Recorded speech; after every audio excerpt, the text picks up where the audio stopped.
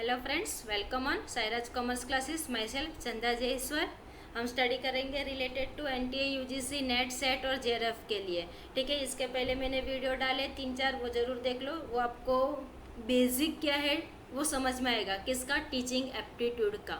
ठीक है, हम लोग स्टार्ट करें यहाँ पे टीचिंग एप्टीट्यूड से रिलेटेड कुछ सम इम्पोर्टेंट टर्म्स। ठीक है, कुछ इम्पोर्टेंट टर्म्स है जो आपको आता है एग्जाम में। ओके, तो देखते हैं हम इसके अंदर। आपके पास है आइडियलिज्म। ठीक है, अब आइडियलिज्म है क्या? ठीक है, तो ये देखते हैं हम। The word idealism has been derive from ideal. कहाँ से आया वो? आइडियल से। नाम से मालूम पड़ता आइडियलिज्म, यानी कहाँ से आएगा? आइडियल। हम मानते हैं ना ये मेरा आइडियल है। ठीक है, इस सेम वे यहाँ पे भी वही है। तो अगर इतना भी याद रखा ना कि हाँ ये मेरा आइडियल है, तो वो कहाँ से आते हैं? अपने माइंड से आते हैं, हमें खुद से लगता है। ठीक है, कि हमें खुद से लगता है, अपने माइंड में आता है कि नहीं ये मेरा आइडियल है। तो वही चीज़ है यहाँ पे कि it is basically about mind and self, that is actually spiritualism. ठीक है, क्या ये स्पिरिचुअलिज्म है? द यूनिवर्सल माइंड और God is central in understanding the world. हम वर्ल्ड को कैसे अंडरस्टैंड करते हैं? यूनिवर्सल यानी क्या? पूरे होल, जितना भी हमारा, ठीक है, ये पूरा।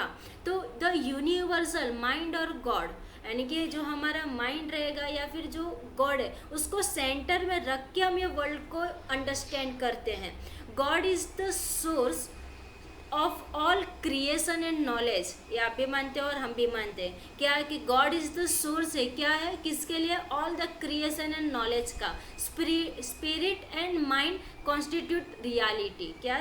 Spirit and mind constitute reality. Values are absolute. Values कैसे है? Values are absolute, it eternal and unchanging. Real knowledge is perceived in mind. जो रियल नॉलेज होती है वो परसीव्ड होती है कहाँ पे? हमारे माइंड में। And that is more important, इसके लिए वो ज़्यादा इम्पोर्टेंट हो जाता है then knowledge gain through the sense. क्या बोला यहाँ पे? जो रियल नॉलेज है वो ज़्यादा पावरफुल होती है हमारे नॉलेज से। क्यों? क्योंकि real knowledge is perceived in mind, जो हमारे माइंड में रेडी होते हैं। ठीक है, real knowledge is perceived in mind, that is more important then knowledge gain through the sense. Man has a superior nature. Man has a superior nature that is expressed in the form of intellectual culture, morality and religion. अब इसके जो proponents हैं, ठीक है, या फिर ये जो कंसेप्ट है वो किसने दिया है? तो यहाँ पे Froebel, Kant, Plato, Swami Dayanand, Vivekananda and the Shri Aurobindo are main proponents of the idealism. ये याद रखना है, आपको पूछे ही जाएंगे। ठीक है, मैंने मेन प्रोपोनेंट्स भी करवाए हैं और अप्रोचेस और उसके जो प्रोपोनेंट्स रहते हैं, ठीक है, वो मैंने करवाया है। तो वो आप जरूर देखना है, अप्रोचेस और देयर फिलोसोफर्स। ओके, वो वीडियो मैंने पूरा करवाया है। तो यहाँ पे भी बनता है थोड़ा कि आइडियलिज्म किसने दिया है। ठीक है, किसके थ्रू वो प्रोपोनेंट हुआ है। तो ये ध्यान में रखना, की नोट्स बनाते जाओ ताकि आपको लास्ट टाइम पे रिवीजन के टाइम पे काम आएगा। ओके, नेक्स्ट आपके पास नेचुरलिज्म। नेचुरलिज्म यानी क्या है? The contrary to idealism. उसका मीनिंग क्या हुआ? नेचुरलिज्म कॉन्ट्ररी यानी ऑपोजिट से, किससे? आइडियलिज्म से। आइडियलिज्म से पूरा वो विरुद्ध है। ठीक है, नेचुरलिज्म। तो naturalism is philosophy with the belief that nature alone represent the entire reality. यहाँ पे क्या बोला है कि जो नेचर है, नेचर ये एक ऐसा लौता यह है जो रिप्रेजेंट करता है एंटायर रियलिटी को। ठीक है, human life is a part of nature. जो हमारा लाइफ है वो क्या है?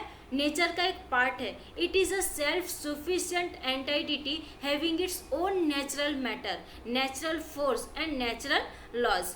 It emphasis on matter and the physical world.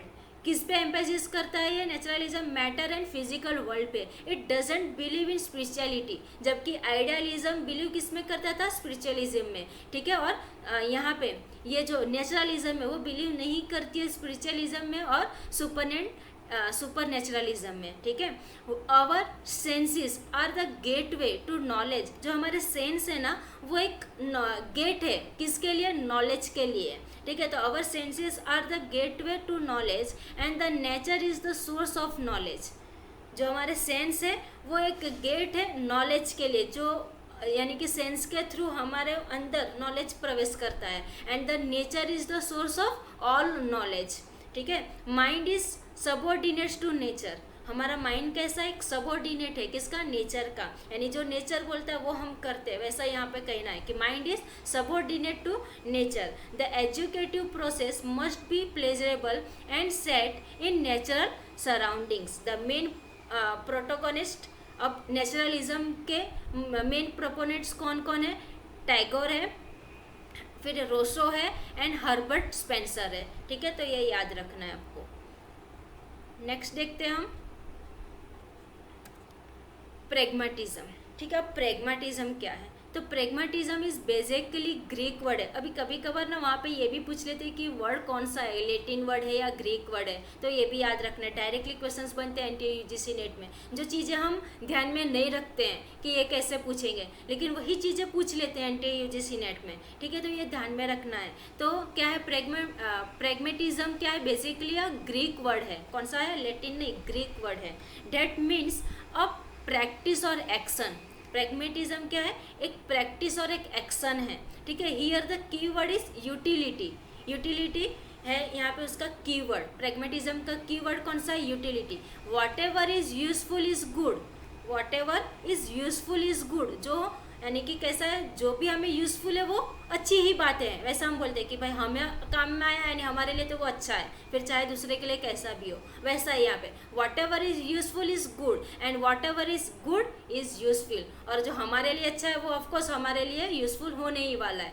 ये क्या है आपका प्रेग्मेटिज्म है। अब प्रेग्मेटिज्म लाइव्स इन वर्ल्ड और फैक्ट्स, किस में लाइव करता है वो, वर्ल्ड में और फैक्ट्स में। प्रेग्मेटिज्म फोकस ऑन एक्टिविटी और डूइंग, किसके अंदर वो बिलीव करता है, एक्टिविटी और डूइंग। जैसे कि उसका प्रेग्मेटिज्म का मीनिंग ही क्या होता है, प्रैक्टिस और एक्शन, ठीक है। तो क्या हो गया, एक्टिविटी और doing. There are no absolute value of life, truth is created during the course of experience. Humans are active beings and have the ability to solve their problems through the logic of experiments and scientific method.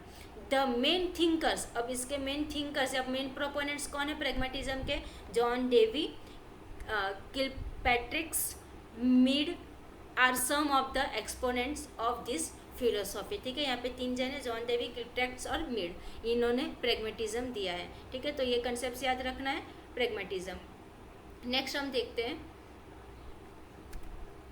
Constructivism, okay. Constructivism, अब construct करना यानी क्या, कुछ build करना, ठीक है। तो यहाँ पे मीनिंग भी वही है constructivism. The learner actively construct the knowledge, जैसे कि बिल्डर कंस्ट्रक्ट करते हैं बिल्डिंग को, वैसे ही यहाँ पे लर्नर बिल्ड करता है कि अपने नॉलेज को।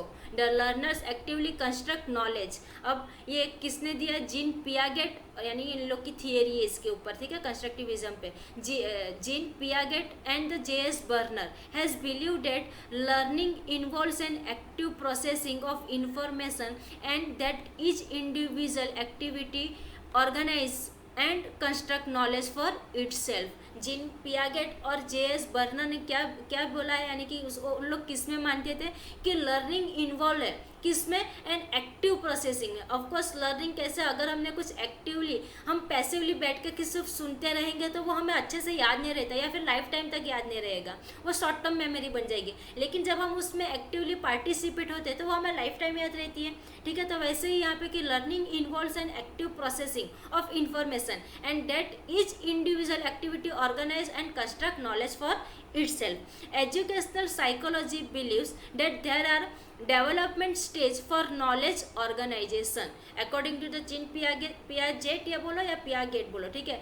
Accommodation and the assimilation are basic to learning, ये क्वेश्चंस श्योर बनते हैं, ठीक है। ध्यान देना इस पे कि ये क्वेश्चंस आपके बनते ही बनते हैं। तो according to Jean Piaget, accommodation and assimilation are basic to learning, तो क्वेश्चंस बन सकता है कि dash and dash are basic to learning, वहाँ पे आपको 4-5 ऑप्शन दे दिए जाएंगे और उसमें से ये चूज करना रहेगा, ठीक है। तो अकॉर्डिंग टू जीन पियागेट कौन कौन से इसमें लर्निंग के बेस है, एकोमोडेशन एंड एसिमिलेशन। और learner develops new schema through accommodation, ये भी बन सकता है। ठीक है, कि जो लर्नर है डेवलप करते हैं अपनी जो न्यू स्कीमा, वो किसके थ्रू करती है, एकोमोडेशन के। ठीक है, तो new experience are assimilated into already existing schemas. क्या बोला है, न्यू एक्सपीरियंस आर एसिमिलेटेड, किस में एसिमिलेटेड होते हैं, जो हमारे जो हम न्यू नॉलेज गेन करते हैं या न्यू एक्सपीरियंस जो गेन करते हैं हम, वो एसिमिलेट किस में होता है, जो ऑलरेडी हमारे पास है नॉलेज। ठीक है, वैसे तो new experience are assimilated into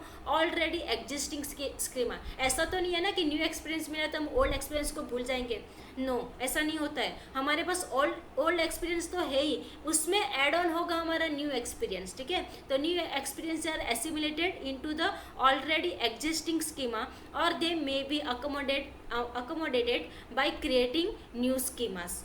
okay, तो ये था आपके पास चार मैंने आपको यहाँ पे बताया है कि ये सब चीज़ें क्या है, जैसे कि प्रेगमेटिज्म क्या है, कंस्ट्रक्टिविज्म क्या है, नेचुरलिज्म क्या है और आइडियलिज्म क्या है। आगे भी हम देखेंगे ऐसे बहुत सारे ये है आपके पास। ठीक है, कंसेप्ट है, कुछ इंपॉर्टेंट टर्म्स है जो मैं आपके लिए ऐसे ही लेके आती रहूँगी। तो आप शेयर करो, लाइक करो और सब्सक्राइब करो ताकि आपको नोटिफिकेशन मिलते रहे और आपकी स्टडी कंटिन्यू रहे। Okay, thank you.